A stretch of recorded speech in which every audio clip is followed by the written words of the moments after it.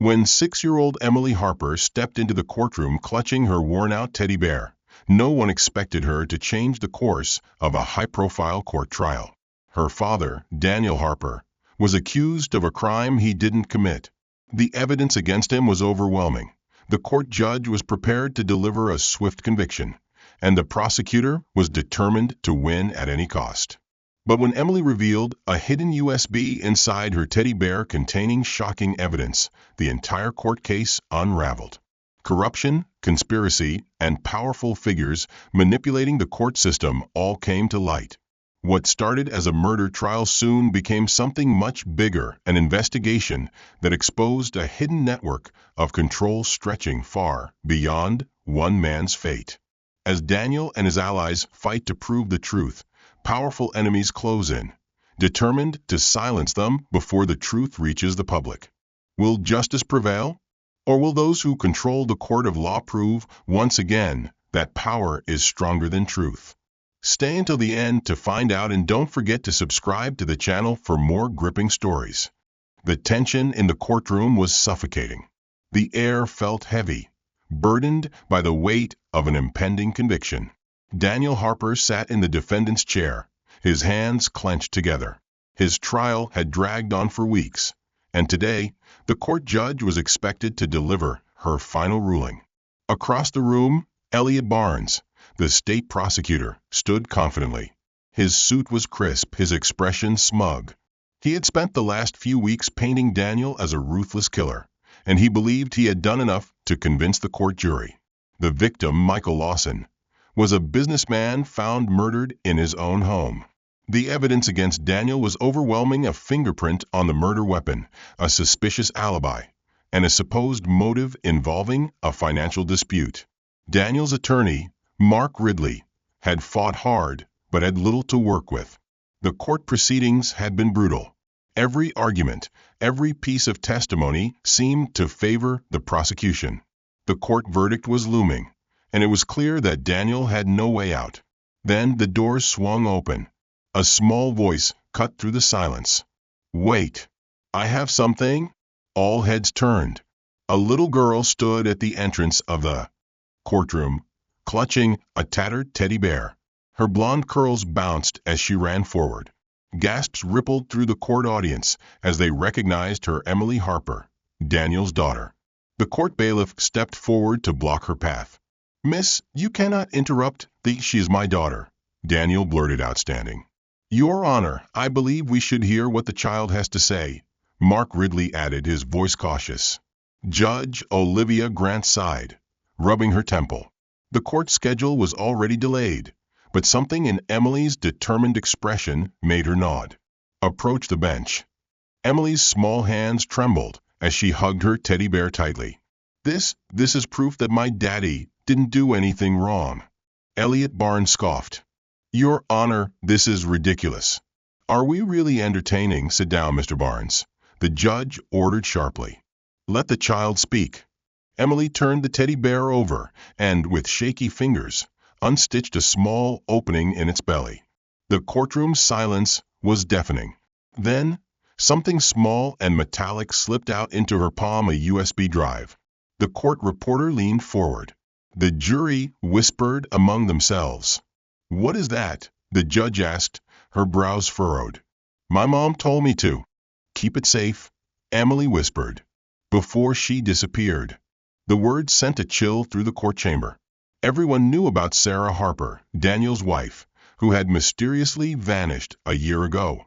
The police had ruled it an accident. Mark Ridley stepped forward. "Your Honor, I request that this USB be examined immediately." The judge hesitated. The court protocol dictated that new evidence must be submitted properly, but this case had already taken an unprecedented turn. "Very well," she said. "The court IT specialist will analyze the contents." The USB was inserted into the court computer. Seconds ticked by. Then, the screen came to life. A grainy video played. The court projector displayed footage from what appeared to be a security camera. At first, it was difficult to make out the details. Then, the picture became clearer. Gasps echoed through the court hall. The man in the video was not Daniel Harper. It was someone else. Someone standing in that very courtroom. The image showed a shadowy figure entering Michael Lawson's house on the night of the murder. He moved with a slight limp. He placed the murder weapon near Daniel's belongings. Then he left, his face catching the camera's view. For just a second, the court clerk nearly dropped her papers. Because the man in the footage was Detective David Reynolds, the lead investigator on the case. The court audience erupted in shocked murmurs. Elliot Barnes's face drained of color. Judge Olivia Grant's knuckles tightened. Mark Ridley turned to the judge. "Your Honor, I move for an immediate suspension of the court ruling. This evidence proves that my client was framed." Judge Grant's eyes flickered with something unreadable. Then, in a tight voice, she said, "The court session is adjourned for further investigation." Daniel collapsed back into his chair, tears in his eyes. Emily ran to him, throwing her arms around his neck. For the first time in weeks, he felt a glimmer of hope. But he did not know that the real danger had only just begun.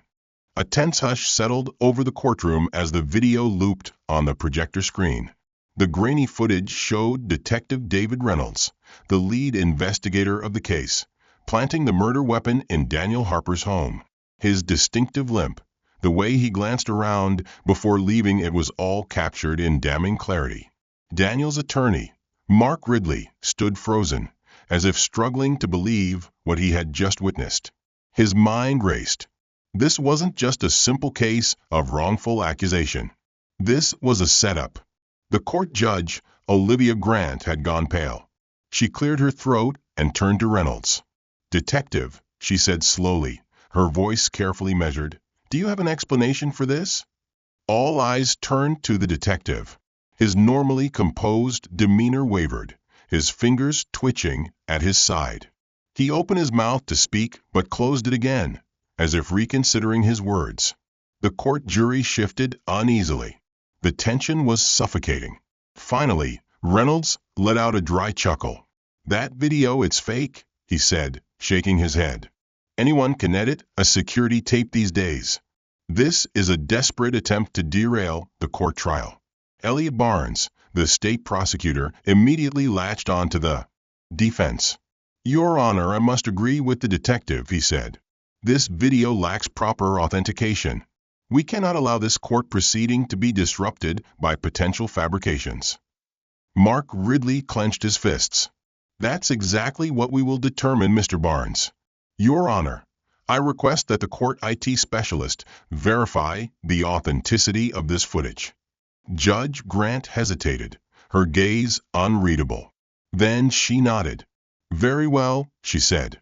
"The court session will pause while our forensic team examines the video. Bailiff, take that USB to the evidence lab immediately."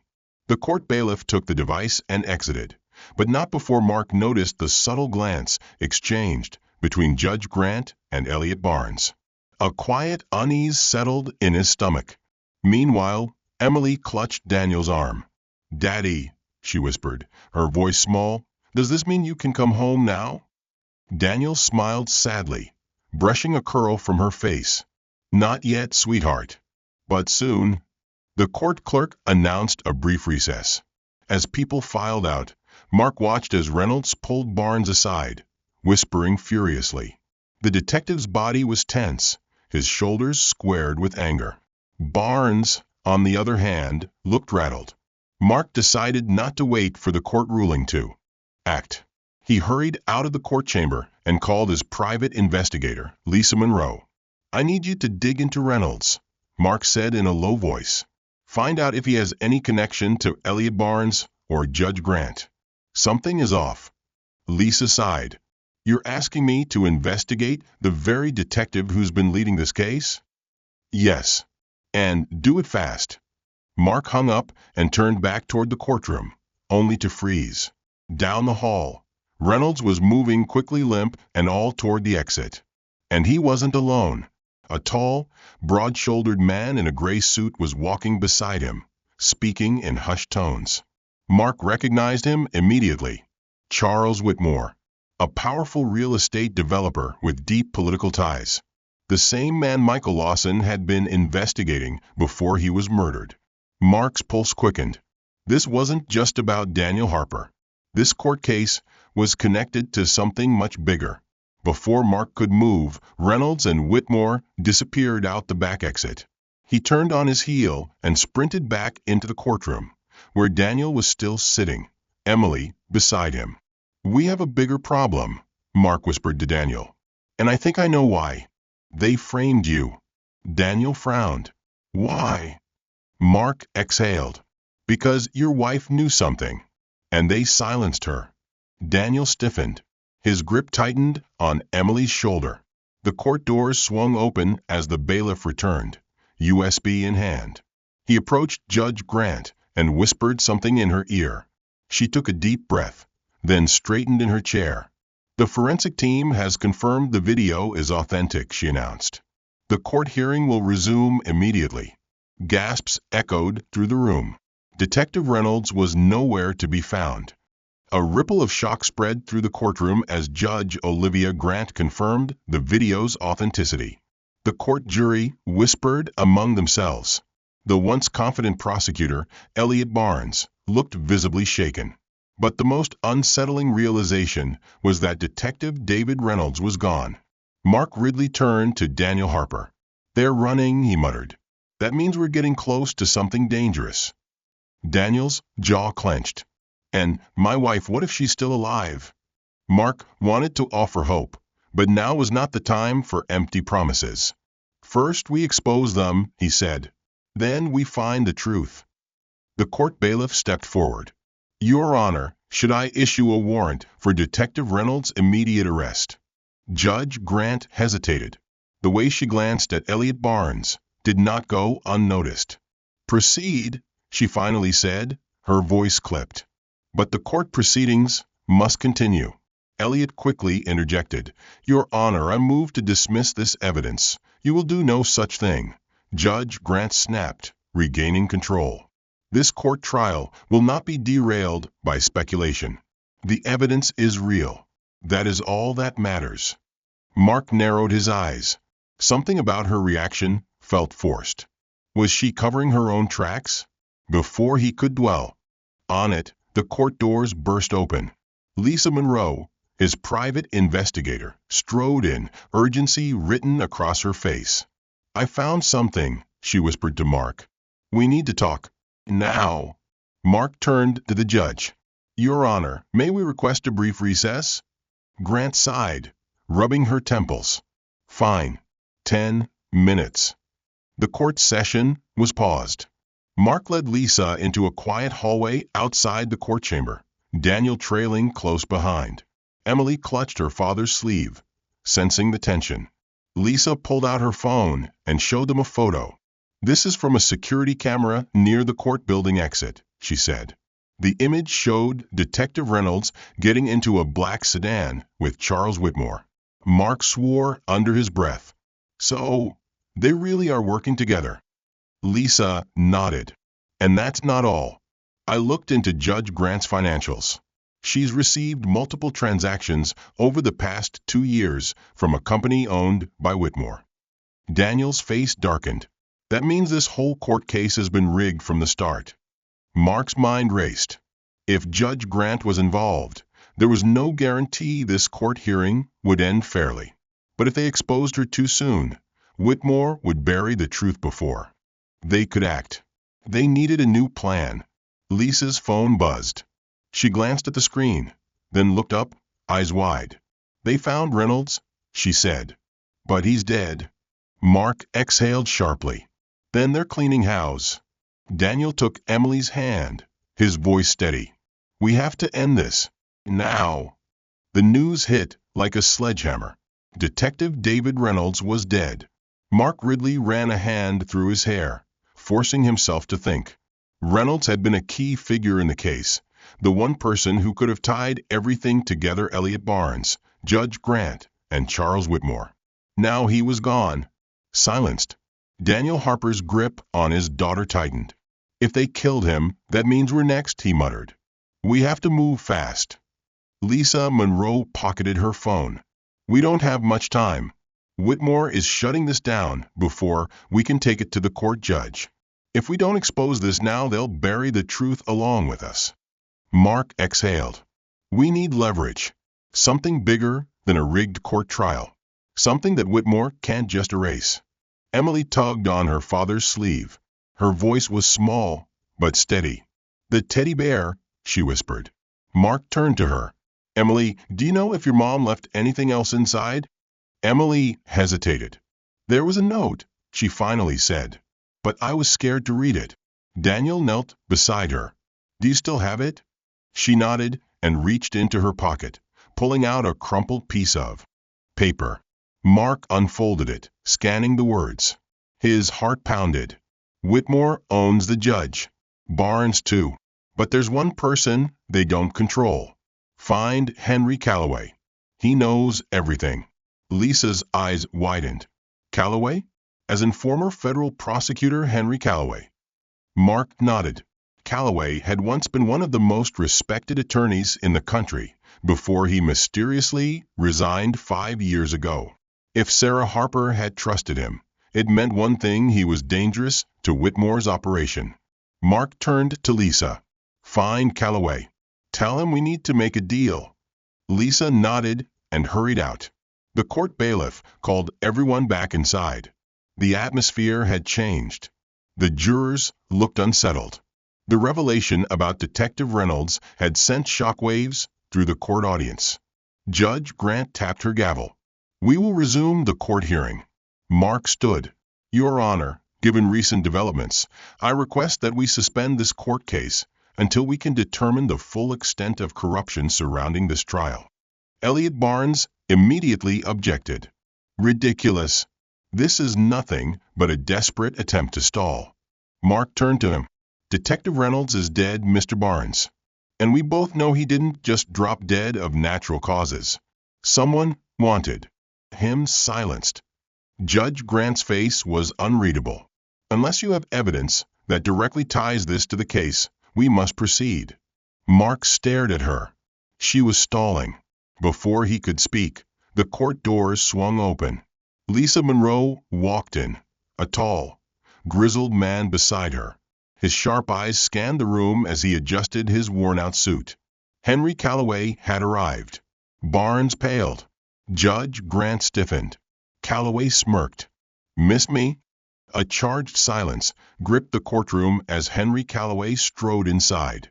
The former federal prosecutor carried an air of quiet authority, the kind that made even the most seasoned lawyers uneasy.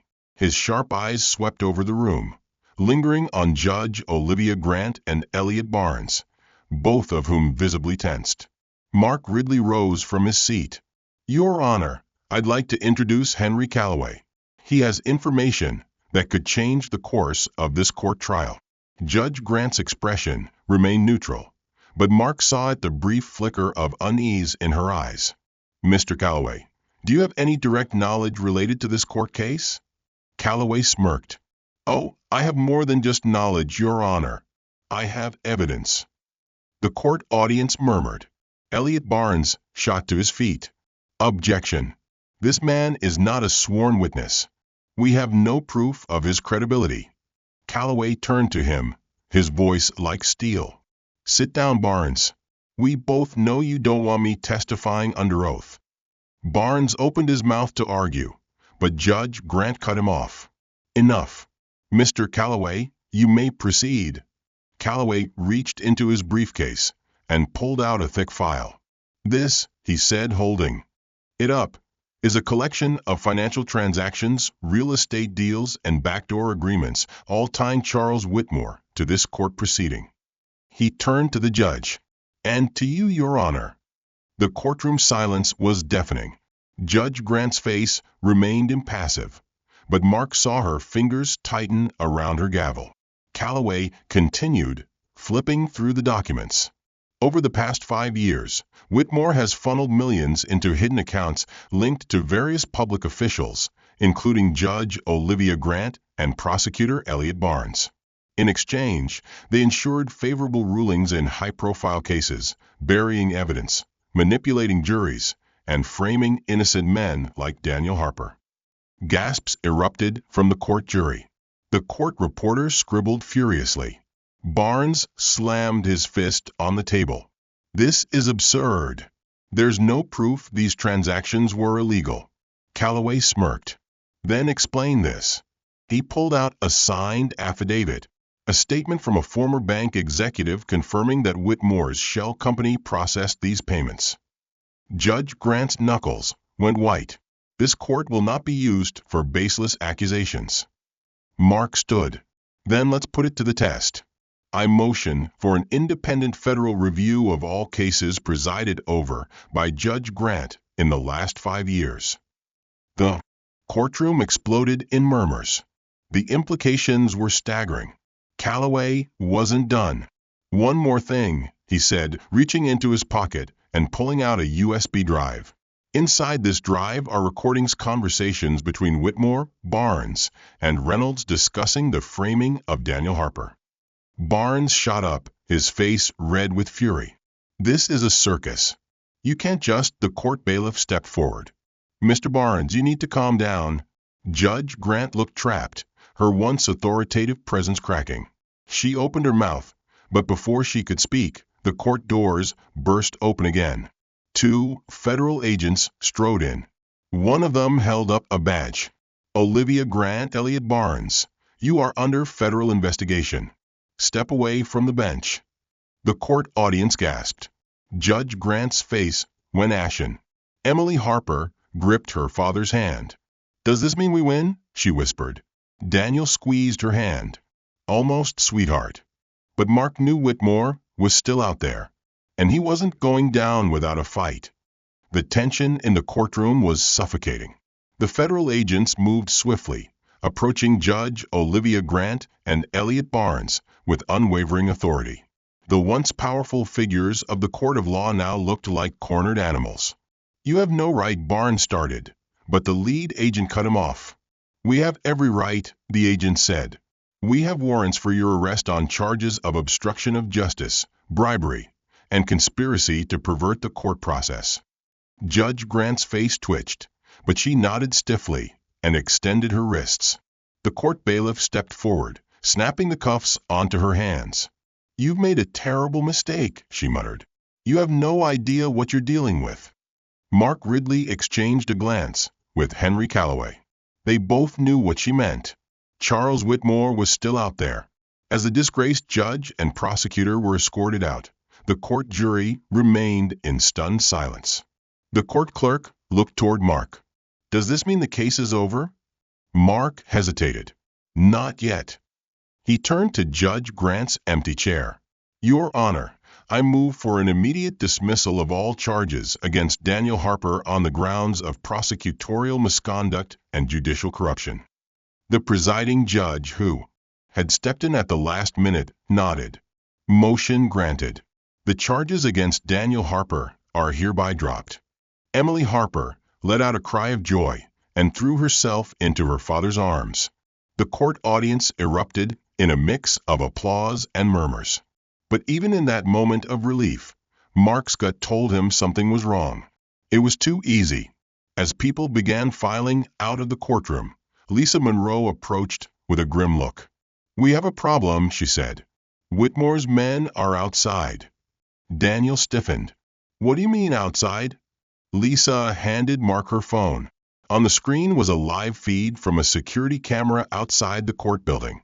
Black SUVs lined the street, men in suits standing beside them. "They're waiting," Lisa said, "probably to make sure Grant and Barnes don't talk. But more importantly, they're making sure you don't walk out of this court case alive." Mark exhaled sharply. "We need an exit strategy." Henry Calloway nodded. "I might have an idea." Mark led Daniel, Emily, and Lisa through the back halls of the court facility, following Calloway's lead. The court security office was empty. Whether Whitmore's men had scared them off or bribed them, Mark didn't know. "We go through the service tunnels," Calloway said, opening a maintenance door. "They run beneath the court complex and exit 2 blocks away." Daniel picked up Emily, holding her close. Let's move. They hurried down the dimly lit tunnel, footsteps echoing. Every second felt like an eternity. Then a gunshot rang out. Lisa screamed. Mark spun around. Two men had appeared at the tunnel entrance, one lowering a silenced pistol. Whitmore's men had found them. A sharp sound echoed through the narrow tunnel beneath the court complex, making everyone freeze. Mark Ridley instinctively stepped in front of Emily, shielding her, while Daniel Harper pulled Lisa Monroe closer, ensuring she was safe. Two men stood at the tunnel entrance, blocking their escape. Dressed in dark suits, they carried an air of quiet authority rather than outright aggression. One of them, a man with a sharp gaze, adjusted his sleeve before speaking in a calm, controlled voice. "You should have left this case alone, Ridley." Mark remained still, his mind racing. The court building above them was filled with reporters and federal agents, but down here, away from public eyes, they were vulnerable. Henry Calloway, however, seemed completely unfazed. He took a step forward, speaking with an air of confidence. "If you wanted to stop us, you would have done so already," he said. "That means you're open to discussion."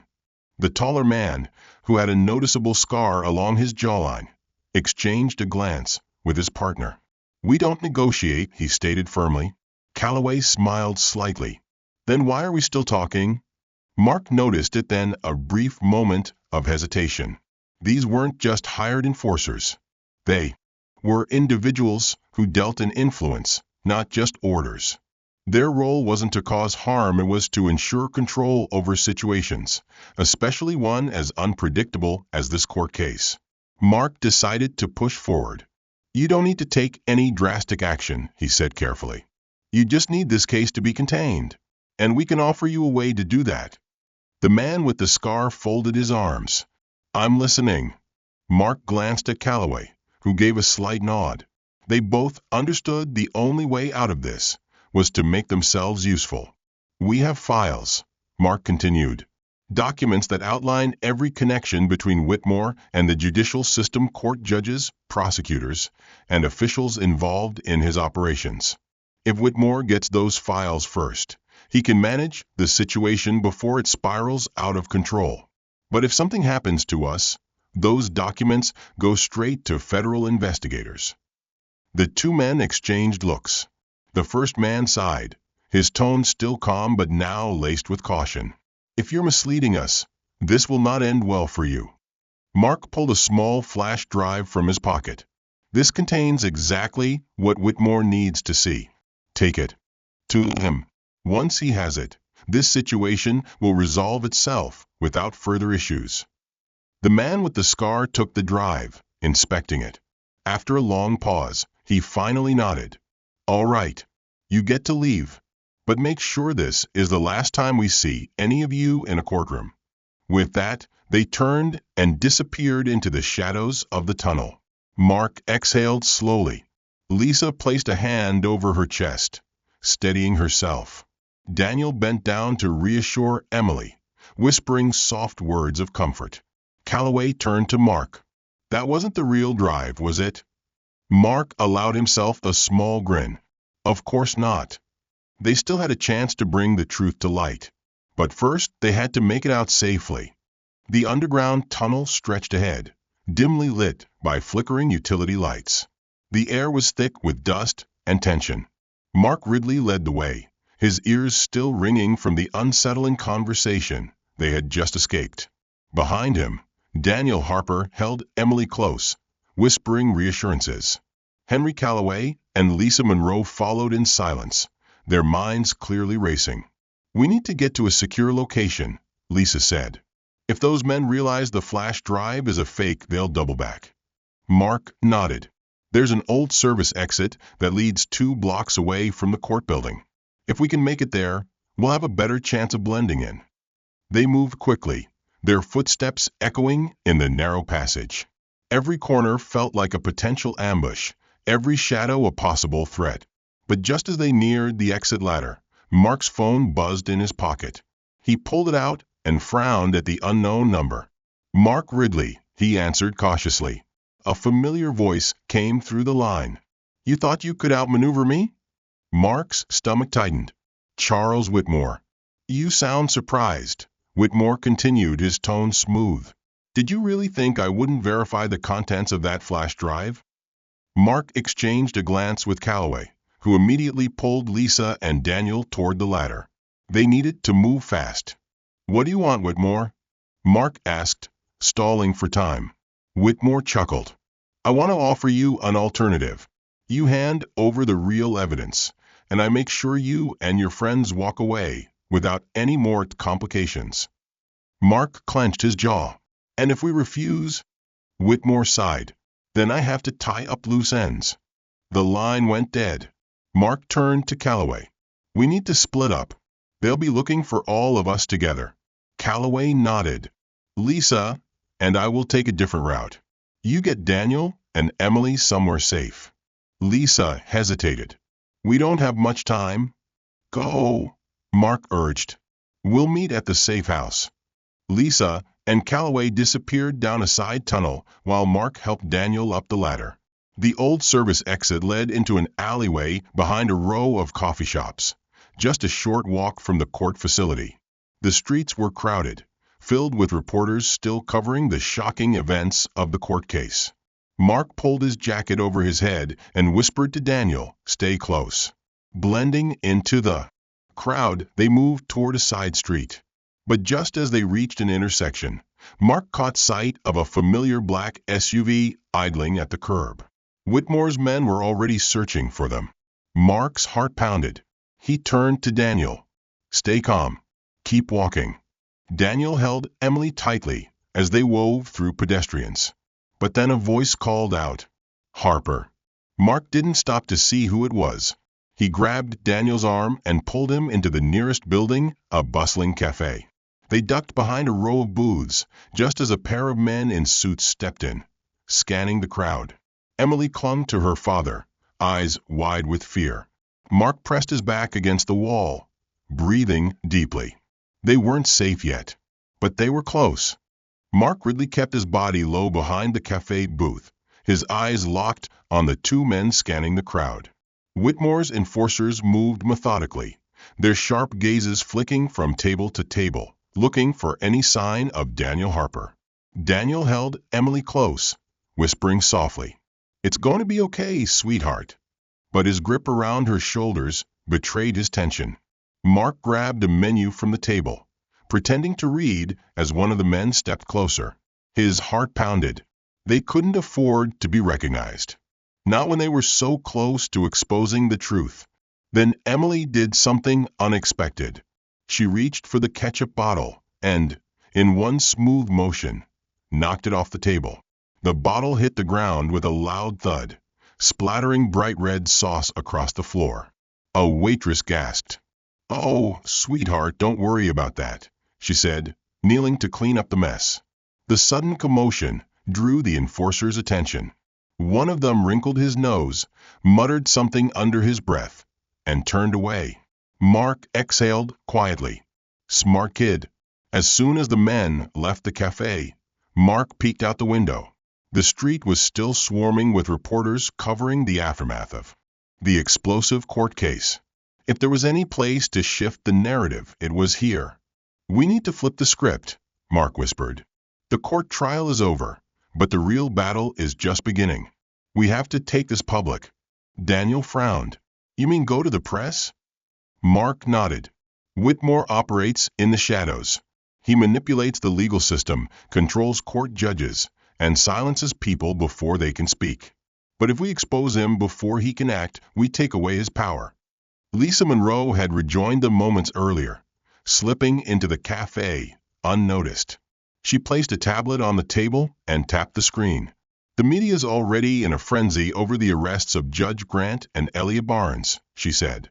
If we go public now, we control the narrative. Daniel hesitated. Won't that make us even bigger targets? Lisa met his gaze. You already are. Emily tugged at her father's sleeve. Daddy, if we tell everyone the truth, does that mean Mommy can come home? Daniel's throat tightened. He had no answer for her. But he knew one thing: Sarah Harper had fought to expose this conspiracy, and he owed it to her to finish what she started. He looked at Mark. Okay, let's do it. Mark signaled to Lisa. She pulled out her phone and dialed. A moment later, a voice answered. This is Vanessa Cruz, senior correspondent at Channel 7 News. Who is this? Lisa didn't hesitate. We have a story for you. A big one. Vanessa's voice sharpened. Go on. Mark leaned forward. How would you like an exclusive interview, one that exposes corruption at the highest level of the court system? A pause. Then you've got my attention. The city skyline glowed in the early evening as Mark Ridley, Daniel Harper, and Lisa Monroe made their way to the Channel 7 News headquarters. The streets were still buzzing with reporters covering the fallout from the court case, but no one knew what was coming next. Emily clung to her father's hand, her eyes filled with quiet determination. She had been the reason this case took a turn, and now she was about to witness its final chapter. Lisa led the way inside the studio, flashing her press contact badge at security. We're expected, she said. The guard checked his tablet and nodded, letting them through. They were ushered into a sleek conference room, where Vanessa Cruz, the senior correspondent, was waiting. She was a no-nonsense journalist with a reputation for exposing corruption, and tonight she had been handed the story of a lifetime. She gestured for them to sit. We're live in 10 minutes, she said, adjusting her microphone. I've gone through the documents you sent. If this holds up, Whitmore won't just lose his influence, he'll be looking at federal charges. Mark nodded. That's exactly the point. Vanessa glanced at Emily and softened. And you, sweetheart, are the bravest little girl I've ever heard of. Emily beamed, gripping her teddy bear. Mommy told me to keep the truth safe. Vanessa's expression turned serious again. If we do this, there's no turning back. Whitmore will lose control of the court system, but he won't go quietly. Are you ready for that? Daniel straightened. We've been running long enough. It's time the world knows what really happened. Vanessa nodded. Then let's go live. The bright lights of the news studio shone down as Vanessa sat across from Daniel, Mark, and Lisa. The countdown began. 3, 2, 1. The camera feed went live. This is Vanessa Cruz, Channel 7 News, bringing you an exclusive story that will shake the very foundation of our justice system, she began, her tone steady and confident. With me tonight is Daniel Harper, a man who was falsely accused of murder, and his legal team, who have uncovered a web of corruption leading all the way to some of the most powerful figures in the court of law. She turned to Daniel. Mr. Harper, can you tell us what happened? Daniel took a breath. I was framed, he said. Evidence was planted to ensure my conviction. But the real crime was much bigger than me. Vanessa looked to Mark. Mr. Ridley, what did your investigation uncover? Mark held up a folder.